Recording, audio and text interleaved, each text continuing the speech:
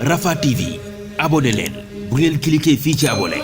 ngeen laal cloche bi rek mën a abonné saa su ne ngeen di am yu am solo yi bàyyi ko fii ci Rafah TV ak Rafah TV ñëppay dañ ak réer.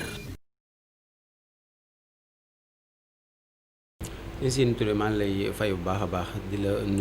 nuyu mboolem ñi nga xam ne ñooy bàyyi xel seen site internet bi nga xam ne moom moo di Rafah TV di rafetlu tamit liggéey bu am solo bi nga xam ne yéen a koy def ci dëkk bi. donc sëñ Fall dañuy dikk ci suñu laaj bu njëkk bi rek suñu laaj bu njëkk mooy lan mooy information. waaw jërëjëf laaj nga laaj bu am solo information. ndax képp koo xam ne da nga yëngatu ci li nga xam ne moo di milieu presse ci li ngay dox moom mooy information maanaam fekkente ne journaliste nga ci li ngay dox ci li gën a bëri information lay doon donte journaliste bi am na yeneen yoo xam ne mën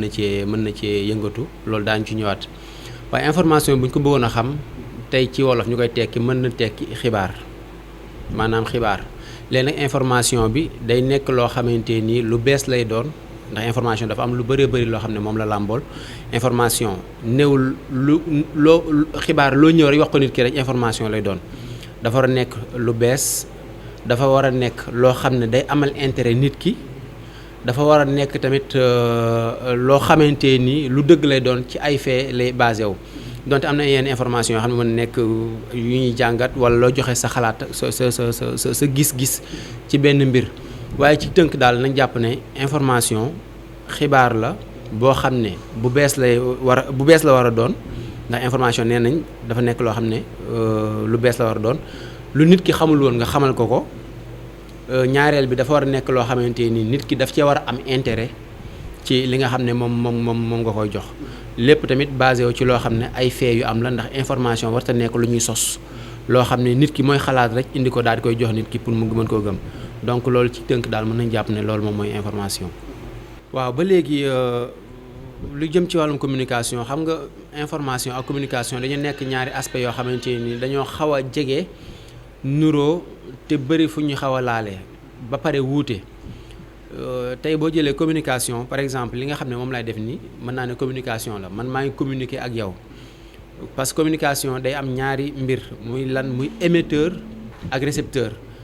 par exemple émetteur maanaam man mi nga xam ne man maay wax di joxe message ki nga xam ne moom mooy jot message bi di récepteur bi man li ma koy jox loolu message la donc mën nañ ne communication mu ngi jugee ci verbe communiquer tey bu may communiquer ak yow loolu may def communication la léegi la ma lay jox loolu ab message la day wuute ak li nga xam ne moom moo jëm ci information bi nga xam ne tey boo informé nit ki li nga koy jox moom moo di information. donc communication tamit nekk na loo xam ne entreprise yi dañ koy utiliser sociétés yi dañ koy utiliser nit sax da koy utiliser ngir image am mu nekk loo xamante ni comme sànq ni ñu ko waxee rek day wuute ak li nga xam ne moom moo di information. communication communiquer ak nit ki la transmettre li nga xam ne moom moo di ab message mu jugee ci ab émetteur maanaam ki nga xam ne mooy wax. mu jëm ci ab récepteur ki nga xam ne moom mooy jot message bi su boobaa nag ki nga xam ne moom mooy joxe message boobu noonu dana am benn li ñu naan feedback loo xamante ni day bàyyeekoo ci ki mu doon waxal ngir am benn maanaam waaw xam ndax message bi mu ko doon jox jot na ci ndax leer na ndax comprendre na bu baax a baax li nga xam ne moom la doon jot donc mën nañ ne loolu moom mooy communication waaw laaj nga laaj bu am solo boo xamante ni. laaj na ñu ràññale ko information ak communication ndax jamono bi dafa bëri ñoo xam ne dañ koy jaxase te ñoom ñaar bokkuñ donteel xaw nañoo laale journaliste information lay def journaliste li nga xam ne moom la war a joxe moom moo di information te nee ñu information journaliste bi muy joxe dafa war a nekk loo xamante ne lu wér la lu leer la mu sukkandiku ci ay fait lu am du war nekk lu ñuy sos waaye it mu nekk loo xamante ni daa amal intérêt ñi nga xam ne ñoom lay jox information boobu léegi su fekkente ne communication bi en général entreprise ñoo koy utiliser wala ñi nga xam ne ñoom ñoo di ay personnalité ngir defar seen image par exemple tey mën naa ne su ma jëlee mën naa jël misaal ci comité d'organisation bu màggal gi ak màggal gi nga xam ne moom la ñuy waajal ak ci jamono bi gis nañ ne nu ñu ko tuddee sax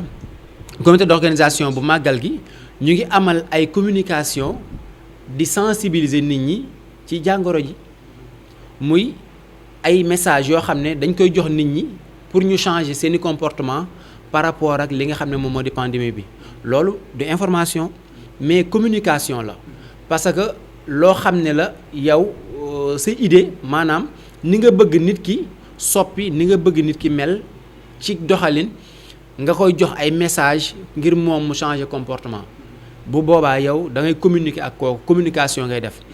nit tamit mën naa jóg mu nekk kilifay politique bu mag mu wax nga jàpp ne kii li muy wax information la alors que kii day communiquer message lay joxe su boobaa la nga xam ne moom nga jot yow ab message nga jot ci ki doon wax léegi nag yow mii journaliste nag mën nga jàngat message boobu ndax mën nga ci jëlee information loolu mën naa nekk léegi su boobaa nag li nga xam ne moom moo di journaliste bi liggéey bu am solo lay def ci fànn googu jàngat li nga xam ne moo di message boobu ma jël ci benn misaal rek président de la république buy def déclaration des fois muy 4 avril wala 31 décembre discours à la nation la ñuy wax la moom lay def wala message à la nation foofu le président day communiquer ak askan wi di leen jox ay message donte nag ci biir message yooyu président di joxe mu ñeel askan wi day am ci biir des fois ay information moo tax communication ak information des fois dañuy laale waaye it communication dafa nekk loo xamante ni nit ki koy def day am benn but précis maanaam dafa am lu muy jubluwaayam tey su fekkente ne damaa yor benn marque ma créé benn marque wala ma créé benn entreprise may defar ay produits bëgg produit bi Sénégal yi di ko jënd su boobaa damay taxawal benn stratégie de communication ngir askan wi ñoom ñu xam sama produit mën di ko jënd mën di ko utiliser su boobaa nag man mi taxaw sama stratégie de communication bëri na ci ay fànn yoo xam ne danaa ko utiliser ngir nit ki su gisee produit rek bëgg ko mu xam ci décor beeg li jëm ci côté marketing ak yooyu loolu yeneen la yoo xam ne xaw na laal tuuti communication mais boobaa damay wax ak nit ki pour mu jënd sama produit donte dama koy fen parce que des fois communication yi nit ñi mën nañ ci wax loo xam ne du dëgg lépp rek ngir seen produit jàll alors que information waroo wax lu dul dëgg tey des fois mën nga gis benn produit boo xam ne dañ naan la soo ko utiliser nangam mën naa jël exemple ci yenn pâte dentifrice ñooy la soo ko utiliser sa bëñ boo ko brossé ñaari yoon rek day weex tàll alors que nga gis koo xamante ni ay bëñam dafa kadam mu juddoo kaw la comme man mu utiliser pâte boobu 2 jours 3 jours mën na ko utiliser 1 mois wala pendant une année sa bët du ma sa weex loolu stratégie de communication la dañuy communiquer ak nit ki pour yow fexe la li nga xam ne moom nga yor nga nit ki jël ko utiliser ko maanaam da nga am benn but benn objectif boo bëgg nit ki jël ko wala nit ki adopté ko su boobaa loolu mën nañ ne communication ci la jëm tamit mën ngay préparer tamit événement mu nekk benn événement bu mag booy préparer léegi nga ne sama événement bi kat damaa bëgg mu jàll léegi ngir mu jàll il faut nga def benn communication bu am solo su boobaa it yow yaay xool ni ngay fexee ba sa événement jàll ci ni ngay waxee nit ñi di ko dégg su boobaa mën ngay wax loo xamante ni comme ni nga ko waxee sànq rek du loo xam ne sax prévoir nga ngir def ko ndax nit des fois nga gis nit organiser mbir daan ne daañu def nangam ku fa ñëw dinañ def lii danañ invité kii des fois sax nit daan ne si benn programme am mu ne diw dana fa ñëw danañ invité kii lépp ngir inciter nit ki mu bàyyi ci xel ba mën a déplacé wu ñëw bu ñëwee ñu ne diw kat dafa amoon ngànt mënul woon a ñëw alors que loolu stratégie de communication la woon ngir permettre nit ki mën a ñëw loolu lépp nag day wuuteeg journaliste bi fi nga xam ne fa la war a teg tànkam muy communication donte journaliste bi des fois mën na dem ba nekk chargé de communication maanaam koo xam ne dañ lay jël ñu jox la benn communication benn entreprise wala benn personnalité wala benn structure nga yor seen communication ngir fësal li nga xam ne moom la ñuy def ngir fexe ñoom li nga xam ne moom la ñuy génne nit ñi di ko jël su fekkente ne journaliste bi dafa teg ne côté communication jublu ci li nga xam ne moo di information su boobaa day basé wu toujours ci li nga xam ne moom moo di les faits ndax nee ñu journaliste ci ay faits lay basé wu journaliste du ne dama dégg nii rek donte dafa dégg sax na nekk loo xam ne da koy vérifier ndax nee ñu une information on la vérifie ci ay sources yu wuute. par exemple tey boo jëlee mën naa am benn xarit mu nekk Mourtala mu ñëw jox ma benn information donte xam naa ko wóolu naa ko warta tax information boobu ma jël ko mën koy jàllale directement ndax moom mën na am intérêt ci information bi ma jox te mën na xëy jox ma benn information ci Rafah TV alors que information bi mu ma jox da cee am intérêt moom ngir information boobu jàll su boobaa nag information est-ce que askan wi ñoo amal na leen intérêt est-ce que néewul intérêt bi yemul rek ci Mourtalla te waaw intérêt personnel lay doon te information bi ngay joxe dafa war a amal intérêt askan wi donte du doon askan wi yëpp mais tund wi nga nekk sax war na leen amal intérêt tund wi nga nekk parce que proximité li ñu naan proximité ci information dafa am solo tey xibaar bi may joxe fii ci Touba dafa war a mën a soxal waa Touba d'abord laataa muy génn soxal waa Diourbel laataa muy génn soxal Sénégal dem ci Afrique ba génn ci àddina bi yëpp ku ci nekk fa nga dëkk la fay bàyyi ko ci xibaar moo la gën a mën a soxal ci la nga xam ne moom moo la gën a sori donc information ñu baamu ko journaliste bi lépp loo xam ne dañ ko koy wax ci xibaar moo xam da koy dégg moo xam da koy gis moo xam sax da koy fekkee waaye na jël temps vérifier ba xam juumul ci li nga xam ne moom mooy am ndax mën ngaa taxaw ak autorité boo xam ne day ñëw tey def den déplacement invité journalistes yi wax ak ñoom alors que la muy def lépp du information mais communication lay def pour image yu boppam waaw pour image yu boppam pour wan nit ñi ne man maay diw man maa ngi def lii man maa ngi def lii wala wan ki nga xam ne moom moo koy liggéeyloo mooy le président de la république man kat demoon naa bërëb sànga maa ngi def lii maa ngi def laa pour ñu xam li muy def su boobaa moom la muy def est-ce que information la mais communication lay def léegi nag journaliste bi nga xamante ni deful liggéey bi nga xam ne liggéey bu xóot la liggéey boo xamante ni moom moo jëm ci traité waaw information su boobaa mën na passer à côté parce que toujours day jëm ci li nga xam ne moo di communication wala def wala day def li nga xam ne moom moo di promotion personnalité bi nga xam ne moom moo koy invité donc loolu toujours war nañ ci mën a bàyyi xel conférence de presse yi bëri na lool da ngay dem conférence de presse nga ñëw jël du début à la fin ci li nga xam ne moom mooy bàyyeekoo ci conférence de presse bi doo ci jëlee benn information lépp ay message la lépp communication la boo xamante ni dafa jëm ci def promotion nit ki léegi nag journaliste bi su fekkente ne yow jógee nga ci conférence de presse boobu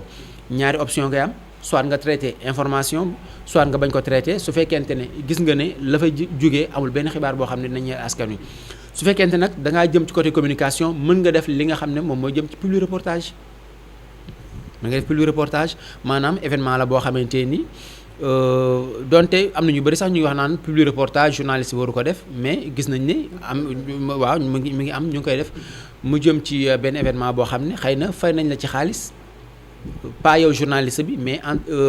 organe bi nga xam ne moom nga nekk yow nga dem traité loolu su boobaa nag traitement bi mën na nekk traitement boo xam ne bon mën na bañ a nekk lu factuel loo xam ne da ngay basé wu ci fee fa am parce que mën na defal promotion nit ki parce que dafa fay xaalisam tamit su boobaa moom la bëgg nga wane la mu wane ngay wane boobaa tamit mën nañ ne donte information dina fa am waaye côté communication moom moo ciy gën a jàll. dañoo nekk ci jamono boo xam ne ku nekkee ngi joxe bon lu ñu tuddee information waaye tamit est-ce que ñooñu la ñuy joxe information la par exemple tey bu ubbi benn page Facebook wala nga ubbi ci réseaux sociaux yëpp moo xam Twitter moo xam YouTube moo xam WhatsApp. fu ne nit a ngi joxe li nga xam ne moom la tuddee moom information mais nag bëri na ci loo xam ne bon du information mais ay message la yoo xam ne moom la nit kiy joxe ci réseaux sociaux yi donte am na ci ñoo xam ne nag ñu ngi joxe ay information parce que xëy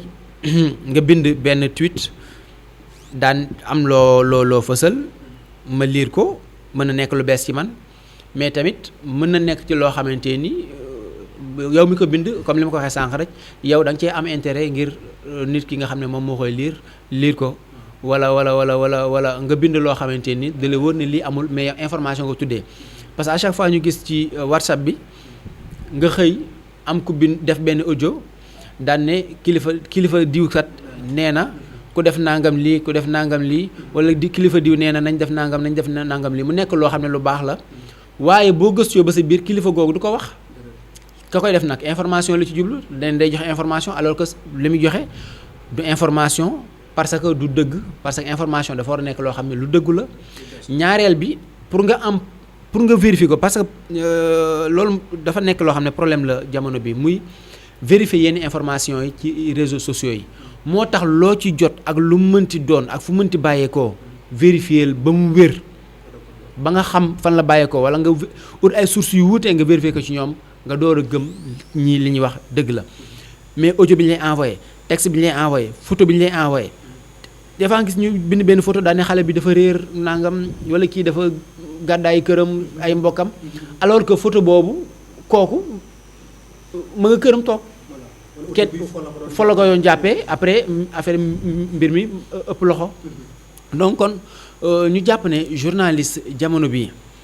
xëy na nekk na métier boo xam ne xaw naa jaxasoo moom moo taxoon sax gars yi doon voté code de la presse ngir indi code de la presse bu bees ngir jéem a assainir milieu bi ndax nee ñu dafa xaw a jaxasoo lool waaw pëcc ko xamatuñ kan mooy journaliste ak ku dul journaliste parce que tamit il faut ñu comprendre leen tey métier la boo xam ne li ñu naan journalisme métier bu noble la te it ki koy def war na nekk koo xamante ni ku ñuy respecté la ci li muy joxe ndax xibaar dafa nekk loo xam ne dafa sensible ndax mën nga am xibaar boo xam ne tey boo ko joxee mën a taalum réew su boobaa responsabilité journaliste bi day laaj mu toog bañ a joxe xibaar waaye nag wërta toog ngand lu man journaliste bu laa information bi dama koy joxe am na exclusivité bi alors que la ngay joxe la mën a yàq moo ëpp li mu mën a defar bëri na ci ay journalistes yoo xamante ni benn information bu ñu joxee ci la guerre tàmbalee ci réew ay junni nit ñàkk ci seen bakkan fii ci Afrique am na réew yu bëri yoo xam ne jaar nañ ci loolu donc journaliste bi liggéey bi nga xam ne moom la war a def dafa nekk liggéey bu noble loolu nag dafa laaj ki koy def xam ko bu baax a baax muy ci jàng ko wala bu fekkente ne it jàngu ko mu am ci expérience boo xam ne jaar na ci ay organes fekk fa ñoo xam ne xam nañ ko ñu tàggat ko ci parce que tey am na si ñoo xam ne génne nañ ci école de journalisme am diplôme bi ba pare am ñoo xam ne jaaruñ ci école de journalisme gën leen a maîtriser métier bi mën naa nekk parce que ñoom jaar nañ ci ay organes donte jaaruñ ci école jaar ci ay organes yoo xam ne fekk nañ fa ay nit ñu tàggat leen ci métier bi bañ maîtriser ko macha allah. léegi nag li nga xam ne moom mooy problème bi jamono bi moo di ñi nga xam ne duñu ay journaliste ba pare métier bi dafa am neneen nu ñu ko jàppee nu wuuteeg ni nga xam ne noonu la war a doxee ba tax na ñoom ñooy créer problème yu bëree bëri parce que mënuma comprendre nga ne journaliste la tey nga joxe benn information ngir yàkkamti suba nga xëy weddiwaat sa bopp est-ce que bu gannaaw suba soo joxaat information askan wi duñ ne kii kat bu xëyee dina weddiwaat boppam dootuñ la gëm. information bu ñu la ko joxee jëlal temps nga vérifier ko d'abord donte nag mën ngaa jum des fois parce que jum moom ñëpp koy def jëlal temps nga vérifier loo yàkkamti vérifier mais tey jot naa information bi suba ma xëy weddiwaat sama bopp lu la tee toog xaar temps boobu nga war a vérifier ba mbir mi wér nga door ko joxe nga bañ a toog di weddi sa bopp tey bu ñu ma joxee information ci Mourtala mi daan na ma Mourtala kat xëy na lekk na lii def na laa ma ne xëy ci saa seri ma bind loolu mais pourquoi pas ma jël sama numéro téléphone ma woo Mourtala daanaka sëñ bi kat man damaa dégg ne dangaa def lii dangaa def laa dangaa def lële moom mu joxe version léegi nag man journaliste bi nag mën naa am xel mu ubbeeku moo xamante ni danaa jàngat moom li mu wax jàngat la ma kee wax su ma demee nag ba am ci problème ma def confrontation waaw ci ñoom ñaar la ñuy wax indi Mourtala li mu wax indi kee tamit la ma wax su boobaa nag askan wi ñoom danañ bàyyi xel ne kii ma wax lii waaye kee ma wax la li waaye nag xëy wala su fekkente ne sax information bi ñu ma jox tamit ci Mourtala nekk na loo xam ne woo naa Mourtala moom mu ne du ci wax wala woo naa ko jotuma ko ma vérifier ko ci ñu ko jegee ñoo xam ne xëy na fekk nañ lañ ko doon waxal ñooñu wax ci lu wér ma jël témoignage ñooñu vérifier waat ci ñeneen ba am ci lu ma wér lool mën naa joxe loolu ba pare daal leeral ne jokkoo naag Mourtala waaye moom nee na du ci wax ngir nit ñi xam ne def nga liggéey vérification boobu liggéey boobu nag moo tumuranke jamono bi ci métier bi damay xëy xam nga gàddu sama micro tàmbalee wër ne journaliste la ubbi sama benn compte tàmbali ci dugal ay vidéo ne journaliste la ubbi sama benn site internet tàmbali ci kii ne journaliste la nañ def différence bi liggéey bi dafa bëri ñoo xam ne dafa bëri lu ci làmbal ñoo xam ne ku ci nekk mën ngaa def li nga xam ne moom nga war a def te doo laale te doo dugg ci li nga xam ne moom la keneen def parce que journalisme am na journaliste am na caméraman am na monteur am na preneur de son am na yeneen yoo xam ne day jëm ci côté production loolu leneen la muy réalisateur ak yeneen waaye bu fekkee journaliste la nga yem ci liggéey journaliste su fekkente ne caméraman nga yem ci liggéey caméraman su fekkente ne preneur de son nga yem ci liggéeyu preneur de son su fekkee ne monteur nga yem ci liggéeyu monteur mënoo nekk monteur nga déplacé wu ñëw ci benn événement nga ne man kat journaliste la mënoo nekk un caméraman nga déplacé wu ñëw ci benn événement ne journaliste la donte journaliste bi mën na nekk caméraman mën na nekk leneen ndax instant bi jamono mi ngi doxaay boo xamante ni ay joueurs yi ngay gis muy journaliste reporter d'image benn journaliste mu mën a nekk journaliste mën a filmer mën a monter nga xamante ni des fois comme boo jëlee chaîne yu mag yi ay France 24 yenn zone de conflit dañuy préférer jël benn journaliste yebal ko fa benn journaliste boo xam ne dana mën a filmer dana mën a monter pour wàññi coût yi waaye wàññi risques yi nga xam ne day am ci zone boobu donc daal milieu bi daal jaxasoo boo xam ne danañ ko xoolaat tey code de la presse bi. waaw sànq waxoon naa ko muy information ak communication xam naa ci ak tënkaat rek muy journaliste bi li muy joxe information la information dafa war a nekk loo xam ne lu bees la ndax bu beesee moom moo gën ñaareel bi ña ngi koy jox dañ ci war a am intérêt. te it mën na nekk loo xamante ni lu leen jege lay doon muy ci côté proximité donte mën ngaa joxe information boo xam ne ña jege fi nga koy joxee muy bërëb boobu donte amul intérêt ci ñoom mën na am intérêt ci ñeneen teewul mu nekk information waaye da cee bokk leneen li tamit mooy journaliste bi information bu mu jot na ko vérifier ci ay sources yu wuute laata mu koy joxe. ñetteel bi journaliste bi nay basé wu ci ay faits maanaam lu am bu muy yem ci ay rumeur ay dégg naa rek daal di joxe communication bi ki nga xam ne moom koy def day def promotion entreprise am day def promotion structure bi nga xam ne moom la yor seen communication day def promotion autorité bi nga xam ne moom la yor communication am su boobaa kooku image ki nga xam ne moom lay communication moom lay jéem a fësal moom lay jéem a wane wala message boo xam ne mi ngi bàyyi ko ci lam yore moom lay jéem a imposer nit ki du mën a imposer sax moom lay jéem a jox nit ki pour mu jéem ko consommer pour mu jéem ko jël pour mu mën a bëgg nit ki wala mu bëgg entreprise boobu wala mu bëgg produit bi nga xam ne moom la entreprise boobu di joxe su boobaa nag yow miy def communication bi dafa am benn but boo viser moom nga bëgg pour atteindre ko wuuteeg ki nga xam ne moom mooy journaliste bi muy joxe information bi dama koy joxe askan wi laa koy jox ñoom ñu jël mu nekk loo xam ne lu dëggu lay doon waaye amul benn but bu précis maanaam ngir dama koy jox nit ki rek ngir bëgg mu changer comportement gëm ma wala nangam waaye dama koy jox ngir informer ko mu mën a xam li nga xam ne moom mooy xew li nga xam ne moom mooy am ci réew mi donc mu ñàkk ñaar yoo xam ne war nañ koy ràññale saa su ne te it toujours boo ko dul ràññale des fois mën nga am information nga tàmbale traité da ngay tàbbi ci li nga xam ne moom moo di communication promotionnelle. ban information la ñu war a joxe sànq rek maa ngi ciy xaw a laal information bi nga xam ne moom la ñu war a joxe mooy information boo xam ne d'abord bu am la ñaareel bi mu bañ a nekk loo xamante ni mën na yee fitna ndax loolu tamit responsabilité journaliste bi la parce que li ñu naan autocensure day am muy ma am benn information ma jàngat ko ba xam ne lii lu am la lii lu wér la mais ma gis ne man kat lii su ma ko génnee mën naa yàq lu bëree bëri mën na nekk benn information ci benn kilifa su ma ko joxee mën naa yàq famille mën naa yàq li nga xam ne moom moo di ak njabootam mën naa yàq àddinaam mën naa yàq diine mën naa yàq leneen lu bëree bëri su boobaa nag vaut mieux man ma téye information bi responsabilité def autocensure censure téye information bi bañ kaa génne donte la ngay def lu am la mais tamit information bi nga xamante ni dafa ñeel réew mi yëpp mu nekk lu réew mi war a xam da nga leen ko war a jox ñu xam ko waaye nag boobaa tamit nga bàyyi xel ci yenn paramètres yi nga xamante ni yu yàq la surtout ci milieu bi nga xam ne moom lañ nekk fii ci Touba parce que bëri na loo xam ne nit ñi ñu ngi koy bind wala ñu koy wax mu jëm ci Touba mu nekk loo xam ne du ma ne waruñ ko woon a bind waaye du nekk loo xam ne warut a nekk loo xam ne lu ñuy génn la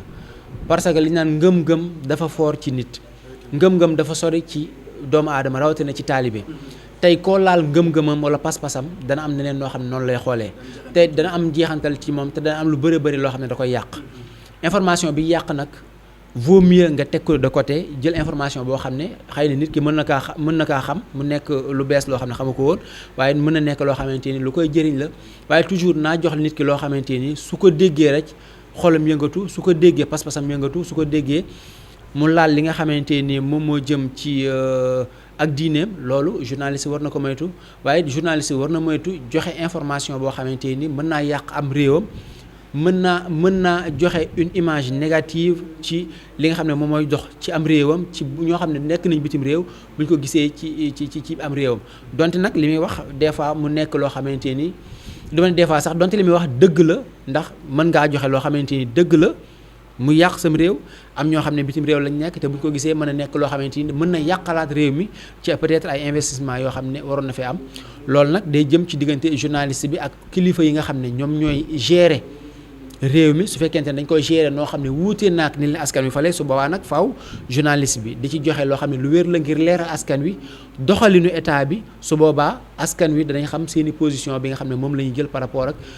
li nga xam ne moom moo di état bi ngir moytu ñoom ñu leen di nax saa su ne di leen jox ay message wala ay information yoo xam ne day wuuteeg li nga xam ne moo di am su boobaa journaliste bi en tant que journaliste bu qualifié dana mën décortiquer wala di gëstu li nga xam ne mooy am ci état bi di ko jox askan wi naan leen lii moo am su boobaa nag dana mën a changer comportement li nga xam ne moom moo di askan wi donc ci tënk daal journaliste bi na moytu di joxe li nga xam ne moo di information boo xam ne day yàq la donte la nga xam ne moom lay wax dëgg la ak surtout tamit waaw yenn information yu sensible yi yu jëm ci côté yi faat bakkan ak gone yi dafa nekk loo xam ne tamit dañ leen war di protéger ndax jël xale bu ndaw exposé ko ci télévision yi wala réseaux sociaux yi xale bi mën naa màgg mën naa nekk kilifa gu mag a mag ci réew mi donc boo joxee information ci benn xale boo xam ne mineur la dafa am yenn paramètres yoo xam ne da nga ci war a tenir compte su fekkente ne da nga am vidéo nga flouté ko ba kenn du ko ràññale du ko mën a xàmmee turam en plus nga nekk loo xam ne da nga koy nëbbu donte da nga joxe initial yi maanaam doorteel tur bi ak doorteel sant bi yem ci loolu joxe information su fekkee nit la tamit koo xam ne ku faatu la nga am yoo xam ne tamit nga sàmmonteeg moom ba ndax nit ku faatu moom dañuy war a respecter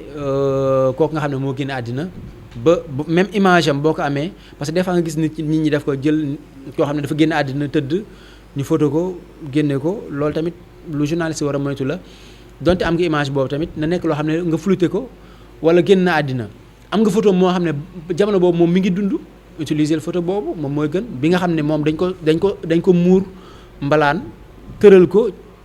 nga génne photo boobu noonu di ko wane parce que loolu il faut nga respecter dignité li nga xam ne moom moo di nit ki génn àddina loolu tamit journaliste bi war na ci bàyyi xel bu baax a baax daal. voilà ñu ngi lay santaat bu baax a baax di la gërëm si ni ci laaj yu am solo yi waaye it di santaat leen bu baax a baax ci ni ma ko waxee ci ndorteel gi ci liggéey bu am solo bi nga xam ne yéen a ngi koy def yéen a ngi bay seen waar ci li nga xam ne moom moo di milieu tasum xibaar waaye li ma ko waxee sànq rek mbir la moo xam ne yaatu na ku ne mën na ci bay sa waar.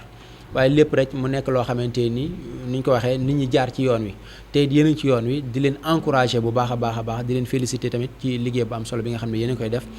di féliciter waale tamit mbooleem site internet yi nga xam ne ñu ngi ci dëkk bi ñoom it di def liggéey bu am solo ak mbooleem taskatu xibaar yi di leen ñaaxaat tamit ñu gën a góorgóorlu bàyyi xel ci li nga xam ne moo jëm ci métier bi ndax métier bu noble la métier la boo xamante ni war nañoo daw tey journaliste boo génnee dox ñu ne boo toogee ci mbooloo sax di wax ñu ne noppi leen am na journaliste bu fi toog parce que dem nañ ba jàppee journaliste ab fenkat wala am nettalikat kon loolu war nañ koy moytu bu baax a baax di jégaluwaat tamit ci kàddu yi su fekkee am na njuumte doomu aadama rek lañ mën nañu am luñ ci xam waaye mën nañu juum ci waxin ñu jégaluwaat bu baax a baax di leen santaat bu baax a baax di leen gërëm jërë ngeen jëf.